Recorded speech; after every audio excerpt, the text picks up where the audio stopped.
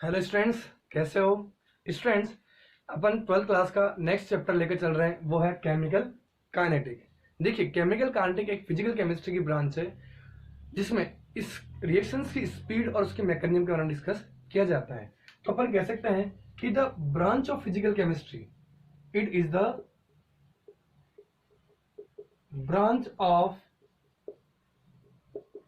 Physical chemistry in which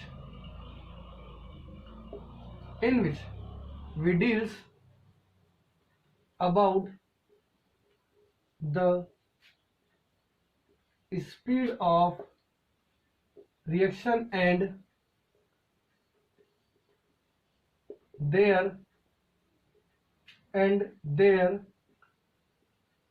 mechanism. यानी अपन कह सकते हैं कि केमिकल काइनेटिक के अंदर अपन क्या डिस्कस करते हैं, रिएक्शन की स्पीड और उसकी मैकेनिज्म कि वो किस तरह से रिएक्शंस हो रही है। अब देखिए, जो केमिकल काइनेटिक में जो काइनेटिक वर्ड है, काइनेटिक वर्ड वो एक ग्रीक वर्ड काइनेसिस से पढ़ा है, और इस काइनेसिस वर्ड का जो मीनिंग होता है वो क्या होता है, स्पीड और मूवमेंट। क्या होता है, स्पीड और मूवमेंट होता है। यानी कि स्पीड से रिएक्शंस होगी वो अपने को कौन बताता है, केमिकल काइनेटिक बताता है। ओके स्टूडेंट्स, अब देखिए, जो एग्जाम्पल की बात करें तो डायमंड की बात करते हैं।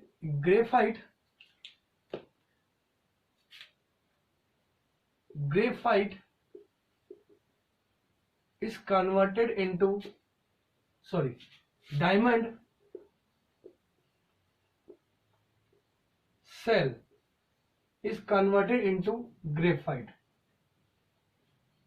यानी कह रहा है कि डायमंड सेल का ग्रेफाइट में कन्वर्ट होना। देखो क्या बता रहा है कि अगर कोई रिएक्शन फेसिएबल होती है तो ये बताता है thermodynamics.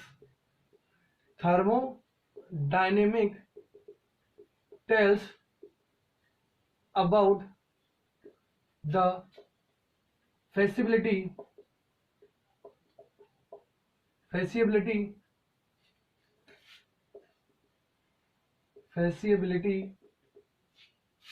of the reaction, but kinetic tells about the conversion of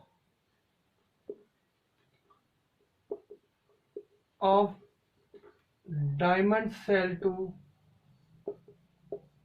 graphite, but kinetic tells about the rate of conversion of diamond cell to graphite, that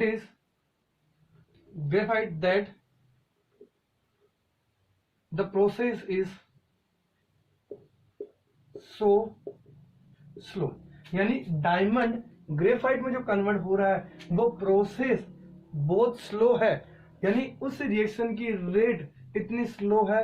ये कौन एक्सप्लेन करता है, केमिकल काइनेटिक एक्सप्लेन करता है। तो थर्मोडायनामिक्स तक केवल reactions के होने को बताती है कि रिएक्शंस हो रही है, फैसिलिटी ऑफ रिएक्शंस बता रही है, लेकिन वो किस स्पीड से हो रही है, उसके मैकेनिज्म क्या है, ये कौन एक्सप्लेन करता है, केमिकल काइनेटिक एक्सप्लेन करता है। ओके स्टूडेंट, अब अपन बात करते हैं जो रिएक्शंस होती हैं उनके टाइप्स। कई रिएक्शन ऐसे होती हैं जो बहुत फास्ट होती है, कई रिएक्शन ऐसी होती है वो स्लो होती है, और कुछ रिएक्शन ऐसे होती है ना फास्ट होती है ना ही स्लो होती है। तो अगर मैं बात करूं टाइप्स ऑफ रिएक्शन की, तो इसमें मैं 3 तरह की रिएक्शंस को क्लासिफाई कर रहा हूं। First is very fast reactions, फिर मैं ले रहा हूं वेरी स्लो रिएक्शंस, और लास्ट में लेता हूं मॉडरेट रिएक्शन। अब देखिए, फास्ट रिएक्शन की बात की जाए तो ऐसे रिएक्शंस जो बहुत ही कम समय में, बहुत ही ये कह दूं कि सेकंड्स के अंदर, क्या कह दूं, ऐसे रिएक्शन जो 10⁻⁻12 सेकंड में ही कंप्लीट हो जाती है, वो रिएक्शंस क्या होती हैं, बहुत ही फास्ट रिएक्शन होती है।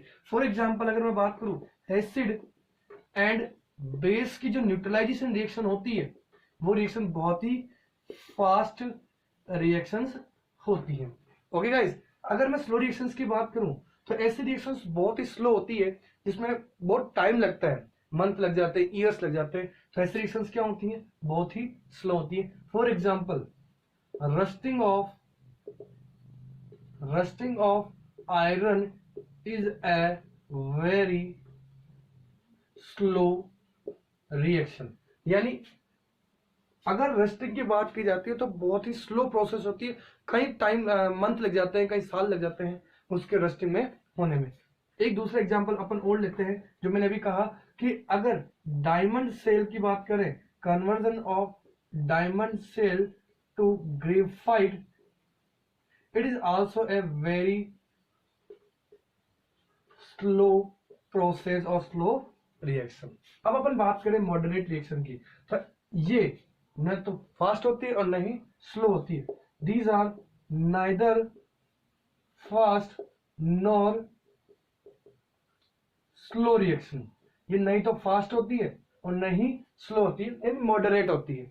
फॉर एग्जांपल अगर मैं बात करूं तो decomposition of H2O2 in H2O, decomposition of H2O2 in H2O in presence of glycerin, it is a moderate reaction. So we can say the decomposition of H2O2 into water is a type of moderate reaction. तो इस तरह से तीन तरह की अपने पास reactions होती है। अब देखिए, अगर अपन बात करें टाइप्स ऑफ रिएक्शंस की, जो मैंने बता दी है कि कौन कौन सी है, वेरी फास्ट होती है, वेरी स्लो होती है और मॉडरेट होती है। इसके बाद में बात करें अपन रेट ऑफ रिएक्शन की, रेट ऑफ रिएक्शन या स्पीड ऑफ रिएक्शन, इसको अपन क्या लिख सकते हैं? और स्पीड ऑफ रिएक्शन। देखिए क्या होता है कि अगर मैं बात करूं किसी रिएक्टेंट और प्रोडक्ट के रेस्पेक्ट में, तो ऐसी रिएक्शंस होती है जिसमें मैंने इनिशियल रिएक्टेंट को लेता हूं, वो आफ्टर टी टाइम वो रिएक्टेंट किसमें कन्वर्ट होता रहता है? प्रोडक्ट में। यानी इस रिएक्टेंट की कंसंट्रेशन क्या हो गई?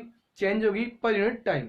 ऐसे ही जब t इक्वल टू 0 टाइम होता है, जब रिएक्शन स्टार्ट नहीं होती है, उस समय प्रोडक्ट की कंसंट्रेशन क्या होती है? 0 होती है। लेकिन जैसे रिएक्शन स्टार्ट होती है after T time, concentration of product क्या होती जाती है? वो इंक्रीज होते जाती है। यानी इस प्रोडक्ट की कंसंट्रेशन भी पर यूनिट टाइम क्या हो गई? चेंज हो गई। तो मैं इस रेट ऑफ रिएक्शन को कैसे डिफाइन कर सकता हूं कि द चेंज इन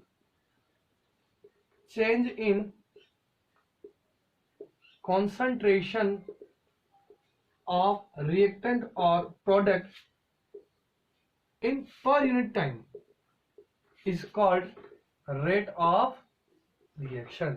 क्या कह सकते हैं अपन कि जब कंसंट्रेशन ऑफ रिएक्टेंट और प्रोडक्ट चेंज जाए पर यूनिट टाइम पर, उसी को अपन क्या कहते हैं? रेट ऑफ रिएक्शंस कहते हैं। अब देखिए, अगर मैं इस रेट ऑफ रिएक्शन को पर्टिकुलरली इंडिविजुअली मैं कह दूं कि रिएक्टेंट के रेस्पेक्ट में क्या होगी? ROR, और एक प्रोडक्ट के रेस्पेक्ट में ROR क्या होगी, तो अपन इंडिविजुअल भी इसको एक्सप्लेन कर सकते हैं। क्या कह सकते हैं कि change in concentration of reactant upon time. अब देखिए, जो कंसंट्रेशन होती है रिएक्टेंट की, वो टाइम के साथ साथ क्या होती जाती है? डिक्रीज होती जाती है। तो जो नेगेटिव साइन है वो क्या एक्सप्लेन कर रहा है कि concentration of reactant is decrease with the time, per unit time. Okay students, अब देखिए इसके लिए अगर मैं ग्राफ प्लॉट करूं तो मैं ये ग्राफ अभी ये बता सकता हूं कि यहाँ पर इनिशियली ये रिएक्टेंट के रिस्पेक्ट में कि कंसंट्रेशन बहुत ज्यादा है, लेकिन आफ्टर द टाइम इसकी कंसंट्रेशन क्या होती जाती है? कम होती जाती है। ऐसे अगर मैं प्रोडक्ट के रिस्पेक्ट में लूं तो मैं लिख सकता हूं change in concentration of product upon time. अब देखो इसके लिए जो साइन यूज करते हैं वो कौन सा साइन यूज करते हैं? पॉजिटिव। अब ये पॉजिटिव साइन क्या इंडिकेट करता है? ये इंडिकेट करता है कि प्रोडक्ट की कंसंट्रेशन आफ्टर टी टाइम क्या होती जाती है? इंक्रीज होती जाती है। तो ये साइन नोटिफिकेशन आपको समझ में आ गया होगा कि नेगेटिव क्यों यूज कर रहा हूं मैं और पॉजिटिव क्यों यूज कर रहा हूं। अगर मैं इसके रिस्पेक्ट में अगर मैं ग्राफ प्लॉट करता हूं तो ये हो गया अपने पास कंसंट्रेशन ऑफ प्रोडक्ट और ये हो गया अपने पास टाइम। तो इनिशियली जो कंसंट्रेशन स्टार्टिंग में 0 होती है, लेकिन आफ्टर दी टाइम वो कंसंट्रेशन क्या होती जाती है? इंक्रीज होती जाती है। तो अगर मैं ओवरऑल इस डेफिनेशन के अकॉर्डिंग अगर मैं ग्राफ प्लॉट करूं तो क्या बन जाएगा, देखिए ये ग्राफ इस तरह से बन जाएगा, ये कॉन्सेंट्रेशन और ये क्या हो गया टाइम। अगर मैं रिएक्टेंट के रिस्पेक्ट की बात करूं तो रिएक्टेंट में रिस्पेक्ट में क्या बनेगा, ऐसे बनेगा। लेकिन अगर मैं प्रोडक्ट के रिस्पेक्ट में देखूं तो यहां से ये बन जाएगा। तो ये किसको शो कर रहा है, प्रोडक्ट की कंसंट्रेशन के बारे में बता रहा है, और ये किसके शो कर रहा है, रिएक्टेंट की कंसंट्रेशन के बारे में शो कर रहा है। ये क्या हुआ, with time concentration of product वो क्या हो रही है, जैसे जैसे रिएक्शन हो रही है वो कैसे हो रही है, इंक्रीज हो रही है। और रिएक्टेंट के रिस्पेक्ट में देखें कि जैसे जैसे रिएक्शन होगी कंसंट्रेशन ऑफ रिएक्टेंट वो क्या होती जाएगी, डिक्रीज होती जाएगी। तो ये रेट ऑफ रिएक्शंस के बारे में था। आई होप आपको समझ में आ गया होगा। अब देखिए अगर मैं बात करूं एवरेज और इंस्टेंटेनियस रेट ऑफ रिएक्शंस के बारे में, इंपॉर्टेंट टॉपिक है। तो कैसे एक्सप्लेन करेंगे, अपने पास कुछ रिएक्शंस ऐसी होती हैं जो एवरेज होती हैं, एवरेज रेट ऑफ रिएक्शन, और एक होती है इंस्टेंटेनियस रेट ऑफ रिएक्शन। अब देखो क्या होती है कि ऐसी रिएक्शंस जो लॉन्ग टाइम इंटरवल के लिए होती है, यानी जिसमें बहुत समय लग रहा है, वो रिएक्शंस कौन सी होती है, एवरेज रिएक्शन होती है। और for small time interval these reactions are known as instantaneous rate of reactions. Okay guys, देखिए इसको मैं एक्सप्लेन करूंगा तो इसके लिए मैं यूज करूंगा डेल, यानी लॉन्ग चेंजेस के लिए, और इसके लिए मैं यूज करूंगा स्मॉल डी, स्मॉल चेंजेस के लिए। ये लार्ज चेंजेस के लिए बात करेगा ये, और ये डी स्मॉल चेंजेस के बारे में डिस्कस करेगा। अब देखिए अगर जैसे मेरे पास कोई रिएक्शन है जिसमें रिएक्टेंट किसमें कन्वर्ट हो रहा है, प्रोडक्ट में कन्वर्ट हो रहा है, तो मैं अगर एवरेज रेट रिएक्टेंट के रिस्पेक्ट में देखूंगा, किसके रिस्पेक्ट में, रिएक्टेंट के रिस्पेक्ट में, तो इसको मैं किससे डिनोट कर रहा हूं, del R upon del T. अब नेगेटिव साइन मैंने क्या कहा कि रिएक्टेंट की कंसंट्रेशन आफ्टर, जब रिएक्शन स्टार्ट हो जाती है आफ्टर टी टाइम, वो क्या होती जाती है, डिक्रीज होती जाती है। अगर मैं इसको प्रोडक्ट के रिस्पेक्ट में लूं तो उसमें कैसे डिनोट करूंगा, positive del P upon del T indicate करूंगा। इसको आप ऐसे भी लिख सकते हो minus R2 minus R1 upon T2 minus T1, यानी final concentration of reactant minus initial concentration of reactant upon T2 minus T1 हो जाएगा। ऐसे ही प्रोडक्ट के रिस्पेक्ट में लिख सकते हो P2 minus P1 upon T2 minus T1, यानी concentration of product, final concentration of product minus initial concentration of product upon T2 minus T1। Okay guys, अब देखिए यहां पर अपन बात करें ग्राफ की, तो एवरेज के लिए जो ग्राफ अपन प्लॉट करेंगे वो कैसे करेंगे वो देखते हैं। अगर मैं रिएक्टेंट की बात करूं तो ये मैं ग्राफ इस तरह से बनाता हूं, ये कंसंट्रेशन ऑफ रिएक्टेंट क्या हो रही है, डिक्रीज हो रही है। यहां मैंने ले लिया टाइम, इधर ये T1 टाइम है, ये T2 टाइम है, इधर ये कंसंट्रेशन इनिशियल कंसंट्रेशन है यहाँ पर, और ये कंसंट्रेशन आफ्टर, यानी फाइनल कंसंट्रेशन कह सकते हो अपन। देखो इनिशियल कंसंट्रेशन की बात की जाए तो ये T1 टाइम पर हो रही है, एंड T1 टाइम पर जो कंसंट्रेशन है वो कितनी है, ये है, और T2 टाइम पर जो कंसंट्रेशन है वो कितनी है, C2 है।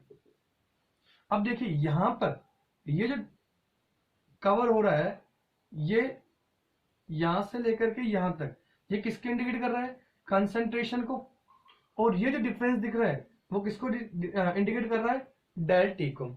यानी ये जो ग्राफ प्लॉट हो रहा है ये वाला, ये ग्राफ किसको इंडिकेट कर रहा है, ये इंडिकेट कर रहा है इसके एवरेज रेट ऑफ रिएक्शन को, जिसको कैसे डिनोट कर दूंगा, minus del C upon del T, या इसको ऐसे इंडिकेट कर दो C2, यानी final minus initial upon final minus initial time. Okay guys, तो ये बात समझ में आ गई होगी रिएक्टेंट के रेस्पेक्ट में। अगर मैं यही ग्राफ प्रोडक्ट के रेस्पेक्ट में देखता तो इसको मैं ऐसे इंडिकेट करता, ये टाइम T1, ये टाइम T2। अब देखो इनिशियली प्रोडक्ट की कंसंट्रेशन कम है तो P1 लिख रहा हूं, आफ्टर द टाइम वो कंसंट्रेशन बढ़ रही है, यानी यहां लिख रहा हूं मैं T2। अब देखो इस टाइम पर जो प्रोडक्ट की कंसंट्रेशन है वो T1 हो गई, और यहां जो प्रोडक्ट की कंसंट्रेशन है वो कितनी हो गई, T2 हो गई। ओके गाइस, अब देखिए यहां जो डिफरेंस है, ये वाला जो डिफरेंस है, वो डिफरेंस किसको डिनोट कर रहा है, डेल पी को। और ये जो डिफरेंस है यहां से यहां तक का, वो डिफरेंस किसको शो कर रहा है, डेल टी को। तो मैं एवरेज जो लिख सकता हूं rate of reaction with respect to the product, वो कह सकता हूं del P upon del T और P2 final concentration of product minus initial concentration of product upon final time minus initial time में लिख सकता हूं। ओके गाइस, तो ये एवरेज रेट ऑफ रिएक्शंस के लिए अपन ग्राफ प्लॉट करते हैं। आगे देखिए इंस्टेंटेनियस की बात करें अपन, एक चीज ध्यान रखना कि रेट हमेशा पॉजिटिव में होता है, जीरो हो सकता है लेकिन वो कभी भी नेगेटिव में नहीं होगा। यानी रेट पॉजिटिव हो सकती है, मे भी जीरो हो जाए, लेकिन कभी भी रेट नेगेटिव में नहीं होगी, ये ध्यान रखना है। अब देखिए इंस्टेंटेनियस की बात करें, यानी ऐसे रिएक्शंस की रेट जो बहुत ही कम समय के लिए होती है, स्मॉल टाइम इंटरवल के लिए होती है, वो कौन सी कहलाती है, इंस्टेंटेनियस रेट ऑफ रिएक्शंस कहलाती है। अब देखिए अगर मैं इसके लिए ग्राफ की बात करूं with respect to the reactant, ठीक है, यहां हो गया हमारे पास टाइम। अब देखिए मैंने ये कहा कि यहां पर ये टाइम हो गया अपने पास जीरो टाइम, यहां पर रिएक्टेंट की कंसंट्रेशन मैक्सिमम है। अब ये कहा जाता है कि अगर ये टी टाइम पर जो कंसंट्रेशन चेंज हो रही है उसको अपन इंडिकेट कर रहे हैं कि रिएक्शन की कंसंट्रेशन यहां पर जीरो है, तो इसको मैं टेंजेंट से डिनोट कर रहा हूं, इसको अपन बोलते हैं टेंजेंट। ठीक है, क्या कह रहा हूं, टेंजेंट। तो यहां पर जो टाइम है वो क्या हो गया, जीरो टाइम पर कंसंट्रेशन ऑफ रिएक्टेंट की ये है। आफ्टर द टाइम ये कंसंट्रेशन इतनी हो सकती है, यहां कम हो सकती है, ये हो सकती है, ये हो सकती है। ठीक है गाइस, तो यहां पर अगर मैं टेंजेंट की बात करूं तो इस पॉइंट पर मैंने टेंजेंट लगा दिया इस तरह से, ये इंडिकेट कर दिया। ऐसे ही अगर मैं यहां देखूं तो यहां पर भी लगा सकता हूं इस तरह से।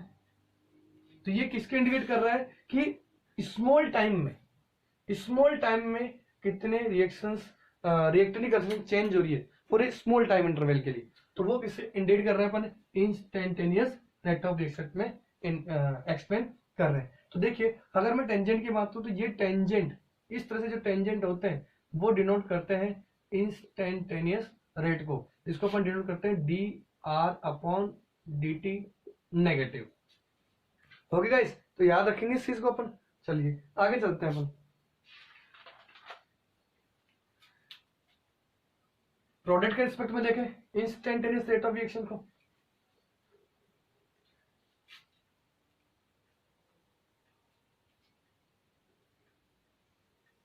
प्रोडक्ट के रिस्पेक्ट में देखें, यस, ठीक है। तो यहां अपने पास हो गया कंसंट्रेशन ऑफ प्रोडक्ट। अब देखिए मैंने ये कहा था पहले कि अगर एवरेज की बात की जाए तो ये P1 और ये P2 कंसंट्रेशन, ये T1 के लिए और ये T1 और ये T2 के लिए। लेकिन अगर मैं कहूं कि इस टाइम पर प्रोडक्ट कंसंट्रेशन मैं इंडिकेट कर रहा हूं a particular time for a rate at a particular time, यहां पर, तो ये किसको इंडिकेट कर रहा है, इसके टेंजेंट को इंडिकेट कर रहा है। ये क्या कहलाता है, टेंजेंट। यहां पर जो रेट होगी वो होगी instantaneous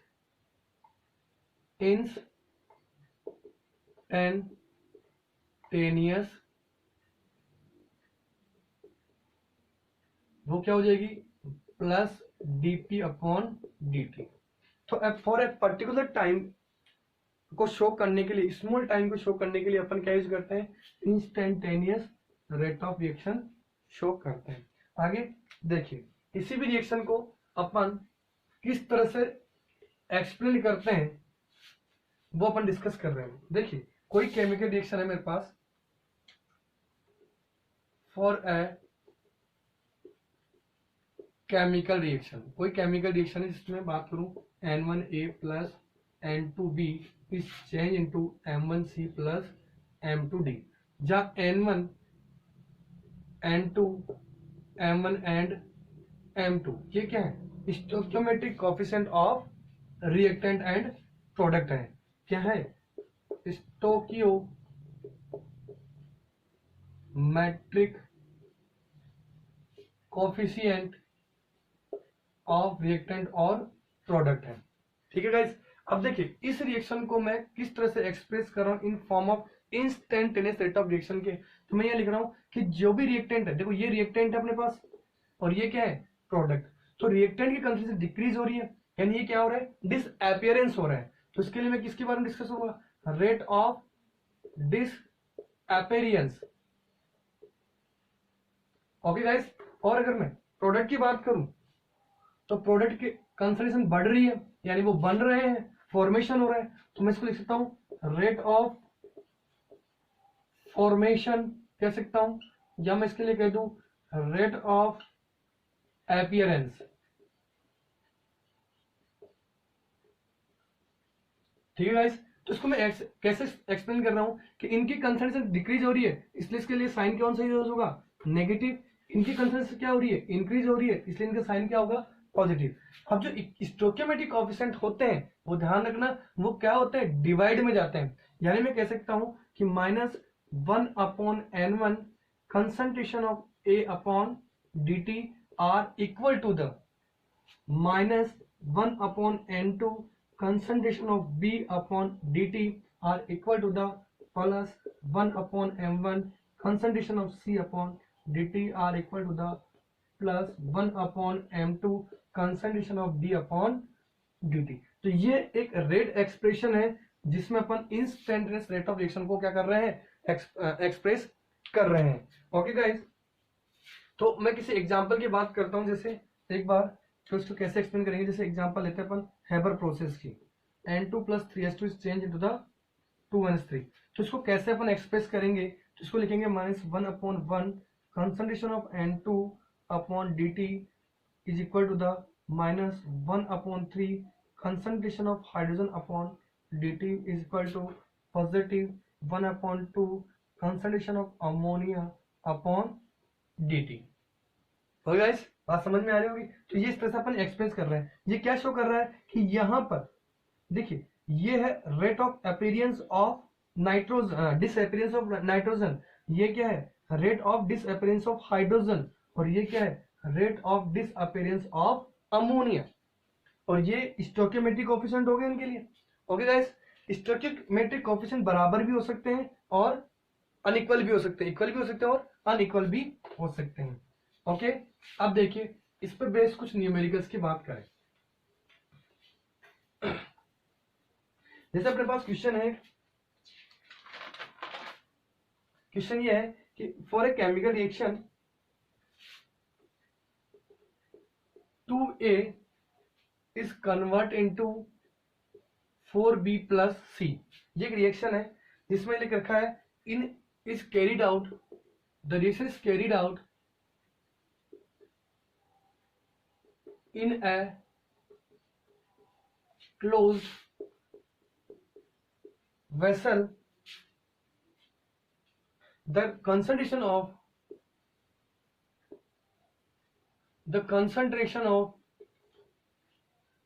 B is found to be increases by 5 into 10 to the power -3 mole per liter in 10 second. Then calculate, first आपको कैलकुलेट करना है रेट ऑफ रिएक्शन। उस रिएक्शन की रेट क्या होगी, दूसरा rate of disappearance of A calculate करना है और फिर कैलकुलेट करना है रेट ऑफ एपेरियंस, ठीक है, ऑफ बी। अब देखिए आपके पास जो डाटा है वो किसके रिस्पेक्ट में दे रखा है, प्रोडक्ट के रिस्पेक्ट में दे रखा है। यानी इस बी की कंसंट्रेशन, यहाँ बी की कंसंट्रेशन कितनी है, 5 × 10⁻³ मोल पर लीटर। अब इसमें 10 सेकेंड में, तो अगर मैं यहाँ पर केवल रिएक्शन की रेट की बात करूं तो रेट ऑफ रिएक्शन क्या होती है, रेट ऑफ रिएक्शन किसके रेस्पेक्ट में देख रहे हैं अपन, प्रोडक्ट के रेस्पेक्ट में देख रहे हैं, किसके रेस्पेक्ट में, बी के रेस्पेक्ट में, वो क्या हो जाएगी, dB/dt हो जाएगी। अब देखिए इस रेट ऑफ रिएक्शन की बात कर रहा हूं मैं, ये स्टोइकियोमेट्रिक ऑप्शन कितनी है इसके लिए, 1/4। तो अगर मैं बात करूं dB की, तो dB कितनी है, 5 × 10⁻³ और dt कितना है, 10 सेकेंड। तो ये क्या हो जाएगा, 1/4 × 5 × 10⁻³/10। तो ये कितना हो गया, 5/4 × 10⁻⁴ हो जाएगा। इसको सोल्व करेंगे तो कितना आ जाएगा, 1.25 × 10⁻⁴ mole litre inverse and second inverse. तो ये किसके बारे में आ गया, ये आ गया rate of reaction of the chemical reaction. अगर मैं बात करूं rate of appearance of B और rate of appearance of A, disappearance of A, तो देखो अपीयरेंस की बात होगी तो क्या होगा, dB/dt होगा। जब भी रेट ऑफ अपीयरेंस की बात होगी तो क्या होगी, dB/dt। तो पहला क्वेश्चन सोल्व हो गया। दूसरा क्वेश्चन क्या है, rate of appearance of B, वो क्या हो जाएगा, dB/dt, जो कितना है 5 प्लस में रहेगा 5 × 10⁻³ sorry 5 × 10⁻⁴ mole litre inverse and second inverse. अगर मैं ये कहता कि ये क्या है एक्चुअल में, तो ये डाटा क्या है, शो कर रहा है कि ये शो कर रहा है कि बी की जो रेट ऑफ अपीयरेंस है वो कितनी है, 5 × 10⁻⁴ है। अगर ये यहाँ पर ये 10 सेकेंड देकर के ये लिखता कि the appearance rate of B is 5 × 10⁻⁴ mole litre inverse second inverse हो, तो rate of disappearance of A क्या होगी, तो भी अपन निकाल सकते थे, या रेट ऑफ रिएक्शन क्या होगी ये भी अपन कैलकुलेट कर सकते थे। अब देखिए थर्ड क्वेश्चन देखिए, इसमें rate of appearance of B, sorry rate of, sorry उल्टा हो गया, कोई बात नहीं, पहले बी निकाल लेते हैं। पहले अपन ने क्या निकालिए, सी निकालिए, कोई दिक्कत नहीं है, बी भी निकाल सकते हो, सी भी कैलकुलेट कर सकते हो। देखिए क्वेश्चन क्या अपने पास, 2A चेंज हो रहा है किसमें, 4B एंड सी में। अब देखिए यहाँ पर ये जो रिएक्टेंट है वो डिक्रीज होगी कंसंट्रेशन, यानी इसकी डिसअपीयरेंस होगा, और ये प्रोडक्ट की क्या होगी, कंसंट्रेशन इंक्रीज होगी, यानी अपीयरेंस होगा, फॉर्मेशन की बात होगी। तो मैं इसको अगर रेट ऑफ रिएक्शन को एक्सप्रेस करूं तो क्या लिखूंगा, -1/2 concentration of A/dt are equal to the plus 1/4 concentration of B/dt is equal to plus 1/1 concentration of C/dt। Okay guys, अब अपने को क्या करना है, ये डाटा अपने को मिल गया, रेट ऑफ अपीयरेंस अपने को पता चल गई, तो इसकी हेल्प से अपन क्या निकाल सकते हैं, डिसअपीयरेंस रेट ऑफ ए निकाल सकते हैं। तो डी, इन दोनों को डाटा को यूज कर लूं मैं, -1/2 dA/dt are equal to the 1/4 dB/dt हो जाएगा। अब मेरे को क्या निकालना है, डिसअपीयरेंस रेट ऑफ ए, तो dA/dt are equal to the, ये 2 इधर चला जाएगा तो क्या हो जाएगा, 2/4 × dB/dt। देखिए मैंने एक बात कही थी कि रेट, ये जो नेगेटिव साइन है वो केवल ये एक्सप्लेन कर रहा है कि रिएक्टेंट की कंसंट्रेशन क्या हो रही है, डिक्रीज हो रही है, लेकिन जो रेट होती है वो हमेशा पॉजिटिव होती है, जीरो हो सकती है, नेगेटिव कभी भी नहीं होगी। तो मैं इसको कह सकता हूँ, ये कैंसिल हो गया। अच्छा इसकी वैल्यू कितनी है, ये वैल्यू है 5 × 10⁻⁴, तो यहाँ अगर मैं वैल्यू रखूंगा तो 2/4 × 5 × 10⁻⁴ हो जाएगा। एक बार वैल्यू रख के लेते हैं। अब इसको कैंसिल कर लीजिए, क्या हो गया 1/2 और 2 को इससे कैंसिल कर दीजिए 2.5, यानी ये रेट ऑफ डिसअपीयरेंस ऑफ ए आ गई 2.5 × 10⁻⁴ mole litre inverse second inverse. Okay guys, समझ में आ गया होगा। अब अपन एक दूसरा क्वेश्चन लेते हैं एनसीईआरटी का, एक और क्वेश्चन है। क्वेश्चन क्या है वो डिस्कस करते हैं। पहले क्वेश्चन ये है कि the decomposition of N2O2 in CCl4,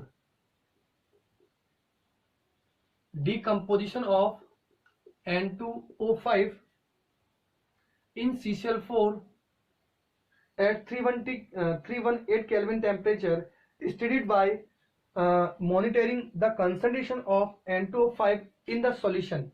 Initially the concentration of N2O5, initial concentration यानी मैं R1 मान लूं, देखते हैं कि वो कितनी है। ये एनसीईआरटी का एग्जाम्पल है, ध्यान रखना स्टूडेंट्स। तो मैं क्वेश्चन नहीं लिख रहा हूँ, डायरेक्ट सोल्व कर रहा हूँ। ये कह रहा है N2O5 इज 2.33, इनिशियल कंसंट्रेशन कितनी है 2.33 मोल लीटर इनवर्स है।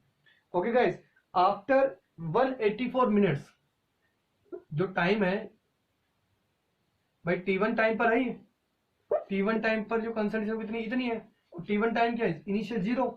हम आफ्टर T टाइम जो कितने बता रहा है, टाइम कितना बता रहा है 184 मिनट्स।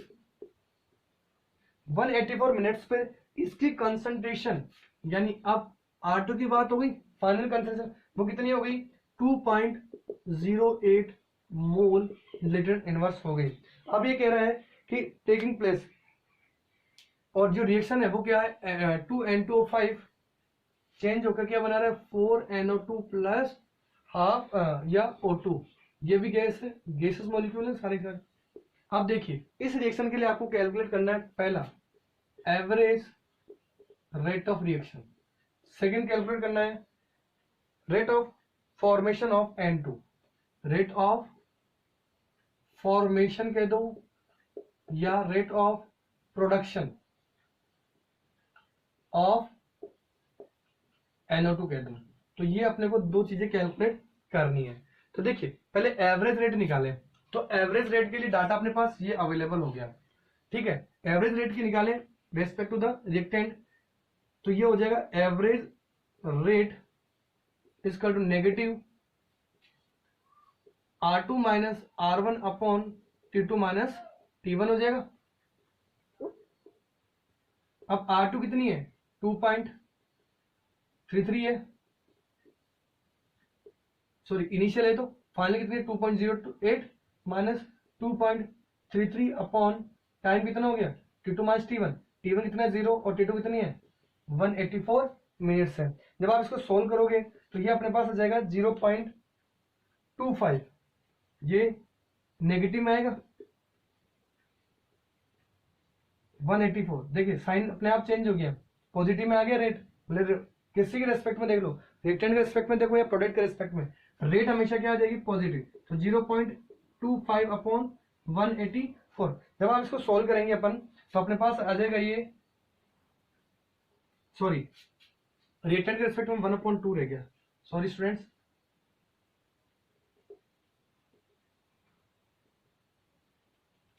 इंटू 1/2। जब आप इसको सोल्व करेंगे तो ये अपने पास आ जाएगा 0.0067 mole litre inverse minute inverse आ जाएगा। अब देखिए ये जो डाटा अपने पास आ गया, वैल्यू जो अपने पास आ गया 0.0067, इसको मैं क्या लिखता हूँ 3 डिजिट को ले लूं तो ये लिख सकता हूँ 6.7 into 10⁻³ mole litre inverse and minute inverse लिख सकता हूँ। ये अपने पास क्या आ गई एवरेज रेट ऑफ रिएक्टेंट आ गया। अब अपन बात करें प्रोडक्शन रेट ऑफ NO2, तो मैं इसको क्या लिख सकता हूँ वही एवरेज रेट की बात करें तो इसको मैंने एक्सपेंस कर दिया डेल से। अब अगर मैं प्रोडक्शन की रेट की बात करूं तो मैं क्या लिखूंगा 1/2 concentration of N2O5 upon dt are equal to the production rate of या appearance rate of NO2 upon dt। Okay students, अब देखिए अपने पास इसकी वैल्यू पर अपने पास कैलकुलेट हो गई। अब लोग क्या निकालनी है रेट ऑफ अपीयरेंस या rate of formation of DNO2 upon dt निकाल सकता हूं, यही निकालनी है। तो ये 4 इधर चला जाएगा तो 4/2 DN2O5 अपॉन dt हो जाएगा।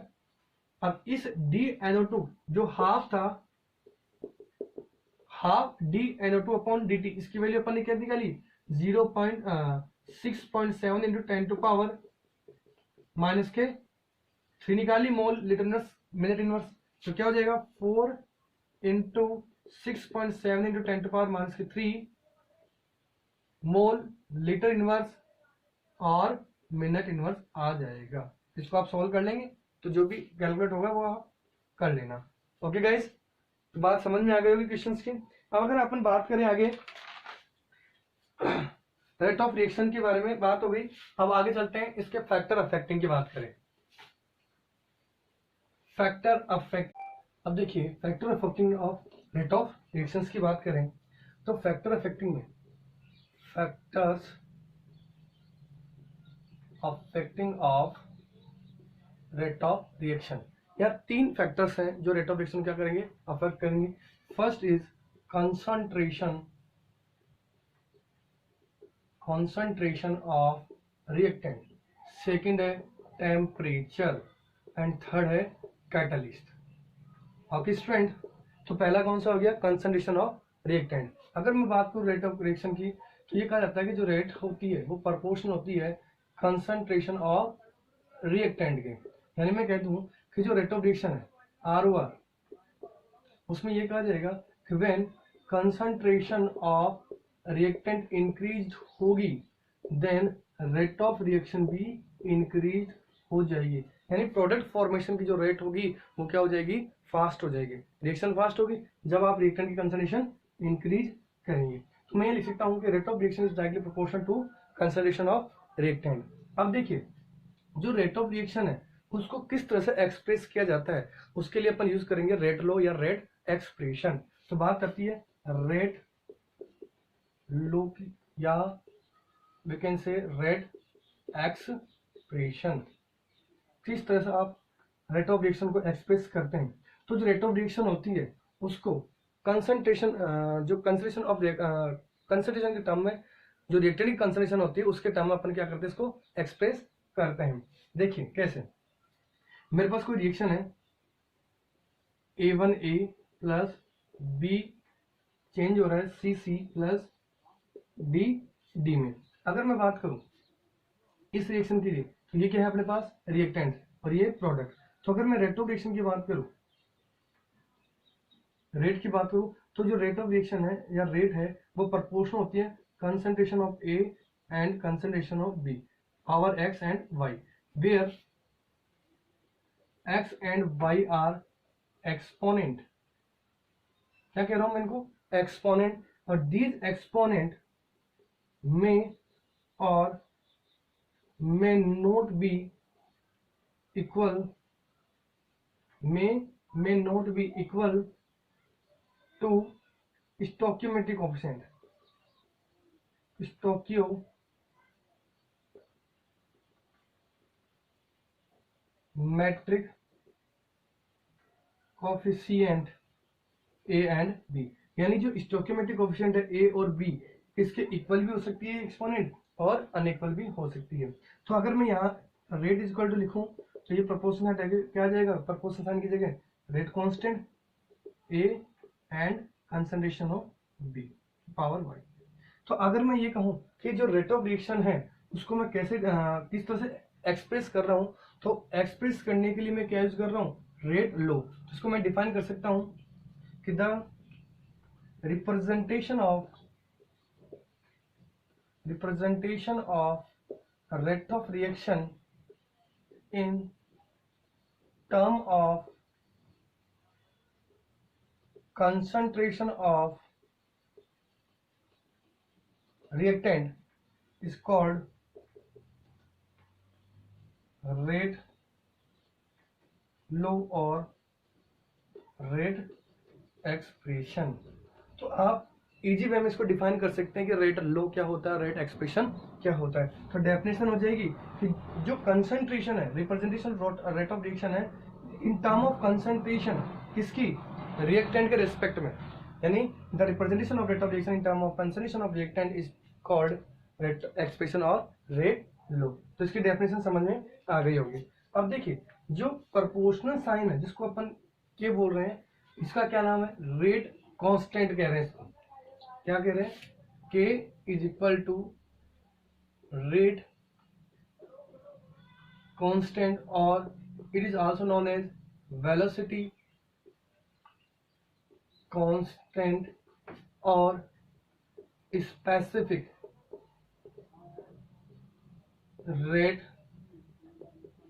कांस्टेंट भी अपन इसको कहते हैं। अब देखिए रेट कांस्टेंट अपन अलग अलग order of reactions that is zero order, first order, second order, इन सभी के लिए रेट कांस्टेंट का फॉर्मूला भी अलग होगा, उनकी यूनिट्स भी अलग अलग होगी। तो बात की जाए इस के की, तो मैं के लिए कह रहा हूं कि डिफरेंट ऑर्डर ऑफ रिएक्शन के लिए जो के की यूनिट होगी वो क्या होगी, डिफरेंट होगी। For example zero order reaction के लिए अलग होगी, ठीक है, के की यूनिट ऑफ के अलग होगा। ऐसे ही फर्स्ट ऑर्डर रिएक्शन के लिए यूनिट ऑफ के डिफरेंट होगी। ऐसे ही सेकेंड ऑर्डर रिएक्शन के लिए भी यूनिट ऑफ के क्या होगी, डिफरेंट होगी, यूनिट ऑफ के। कैसे, इसके लिए अपन क्या करते हैं, इस के लिए एक ऐसा फॉर्मूला बनाते हैं जो हर एक के लिए, हर एक ऑर्डर ऑफ रिएक्शन के लिए डायरेक्टली यूनिट निकाल सकें। कैसे, देखिए अपने पास रेट होता है या रेट ऑफ रिएक्शन होता है, वो प्रोपोर्शनल होता है कंसंट्रेशन ऑफ ए की power X and concentration B की पावर वाई। अब देखिए जो एक्स और वी वाई है ये तो एक्सपोनेंट है, ठीक है, तो मैं इसको लिख दूं rate is equal to K A की पावर एक्स बी की पावर वाई। ओके गाइस, अब देखो ये भी कंसंट्रेशन और रेट ऑफ रिएक्शन को अपन किससे डिनोट करते हैं, D R upon D T negative equal to K A की पावर एक्स बी की पावर वाई। अब देखिए ये कंसंट्रेशन, ये time equal to K concentration की पावर एक्स एंड कॉन्सेंट्रेशन की पावर वाई, दोनों का बेस सेम है तो पावर ऐड हो जाएगी कॉन्सेंट्रेशन एक्स प्लस वाई। अब देखिए जो एक्स प्लस वाई है इसको अपन थोड़ी देर के लिए सम क्या मान लेते हैं, डेलन मान लेते हैं। तो अपने पास क्या हो जाएगा, कंसंट्रेशन अपॉन टाइम है, तो यहां से मैं क्या निकाल लूं, इस के को निकाल लूं। अब देखिए के कैसे निकल गया, सो के इक्वल टू आ गया अपने पास concentration upon time into 1 upon concentration की पावर डेल एन, ये ऊपर चला जाएगा तो ये क्या हो जाएगा concentration 1 minus del n upon time. अब देखिए कॉन्सेंट्रेशन क्या होती है, मोल पर लीटर, तो इसको लिख सकता हूं mole litre inverse 1 minus del N into, इसको ऊपर ले जाइए, टाइम के अंदर अपन यूज कर रहे हैं, जैसे टाइम को इन सेकंड में यूज कर रहे हैं तो सेकंड इनवर्स हो जाएगा। अब देखिए इसको मैं ओपन करता हूं ब्रैकेट को, तो mole 1 minus del N litre del N minus 1 second inverse. तो अब अपने पास क्या हो गया, एक यूनिवर्सल फॉर्मूला बन गया जिससे किसी भी ऑर्डर ऑफ रिएक्शन के लिए आप रेट कांस्टेंट की यूनिट फाइंड आउट कर सकते हैं। जैसे अगर मैं बात करूं जीरो ऑर्डर रिएक्शंस के लिए रेट कांस्टेंट की यूनिट क्या होगी, for example zero order reaction के लिए यूनिट ऑफ के क्या होगी, तो अपन कह रहे हैं जीरो ऑर्डर रिएक्शन के लिए जो डेलन है, देखो डेलन क्या है यहाँ पर, del N is equal to order of reaction है। ओके स्टूडेंट्स, अगर मैं इसकी बात करूं तो del N for zero order reaction क्या हो गया, जीरो, तो यहाँ वैल्यू रख दीजिए, तो क्या हो जाएगा मोल 1 minus 0 litre 0 minus 1 second inverse, क्या हो गया मोल litre inverse and second inverse हो जाएगा। ऐसे अगर मैं फर्स्ट ऑर्डर रिएक्शन के लिए देखूं यूनिट ऑफ के, तो क्या होगी, फर्स्ट ऑर्डर के लिए डेलन की वैल्यू कितनी होगी 1, तो रख दीजिए value mole 1 minus 1 mole 1 minus 1 litre minus 1 1 minus 1 and second inverse, तो ये जीरो हो गया, ये जीरो हो गया, तो रिमेनिंग क्या रह गया सेकेंड इनवर्स रह गया। ऐसे अगर अपन सेकेंड ऑर्डर के रेस्पेक्ट में देखें तो डेलन कितना अपने पास 2, डेलन की वैल्यू कितनी होगी 2, तो अगर मैं यहां रखूं तो 1 माइनस 2 हो जाएगा, तो mole 1 minus 2 litre 2 minus 1 second inverse, क्या हो जाएगा सोल्व करने पर mole minus 1 litre 1 and second inverse. तो आप इस फॉर्मूले की हेल्प से जितने भी ऑर्डर ऑफ रिएक्शन है उन सभी के जो रेट कांस्टेंट है उसकी यूनिट आप इजी वे में कैलकुलेट कर सकते हैं। ओके गाइस, आई थिंक यहाँ तक आपको पूरा समझ में आ गया होगा। ठीक है, आगे वाले टॉपिक में अपन डिस्कस करेंगे टेम्परेचर की, और दूसरा डिस्कस करेंगे अपन कैटालिस्ट की, और फिर order of reaction, molecularity. Okay guys, thank you, have a nice day.